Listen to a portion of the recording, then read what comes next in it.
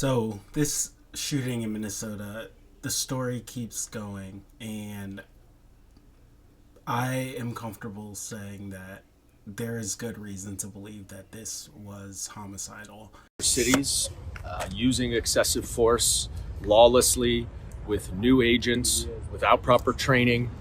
And sadly, this was not unexpected, but it is egregious. It was an outright murder. And the fact that the administration is trying to defend the ICE officer when everyone can see with their own eyes that that car was trying to get away because it still turned away from the officer after she was shot in the head. So the fact that they are arguing that somehow this is domestic terrorism, much less an attack on ICE, is preposterous. This officer not only needs to be fired and suspended, but based on the video, he needs to be charged with murder. And do you think that The irresponsibility in this shooting is outrageous. And now that we have a White House who's trying to message that this person was an agitator or whatever is even more horrendous. And the problem here, and I'm sorry to editorialize, but the problem here is that the White House just put an official government website out yesterday that was pretty much a false history on what happened on January 6th, using a government official website to do that.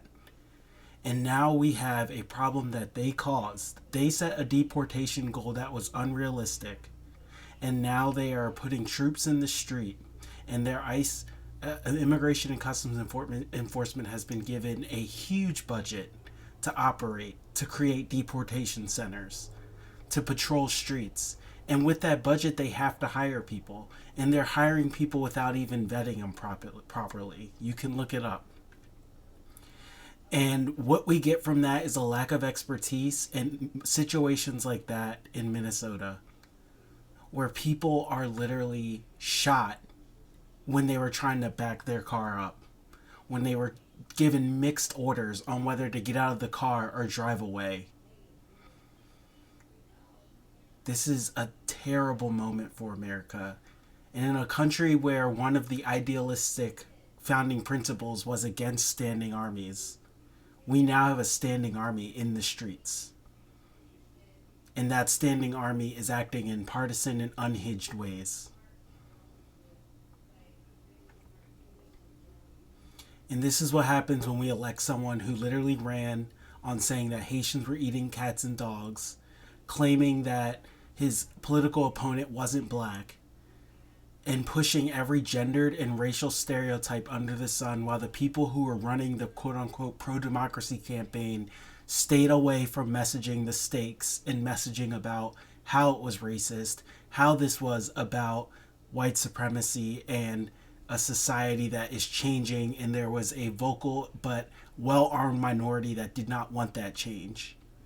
And this is what this person was able to run and win the presidency again after trying to coup the last time. After all of the criminal counts, they were able to win the presidency again by tapping into that latent white supremacy. And the political prognosticators who were not able to call that out, the Never Trump Republicans and the centrist Democrats who, for all well-meaning, but just were still living in a 1990s political reality, the 2024 election has given us this today, where innocent people are shot because their schools and their streets are being patrolled for no good reason other than racial demagoguery. It is a sad day for America, and I pray for this country. I pray for all of us. Be kind, be well. Subscribe to Stew on This. You can find me at stewonthis.com. And we're going to get through this together.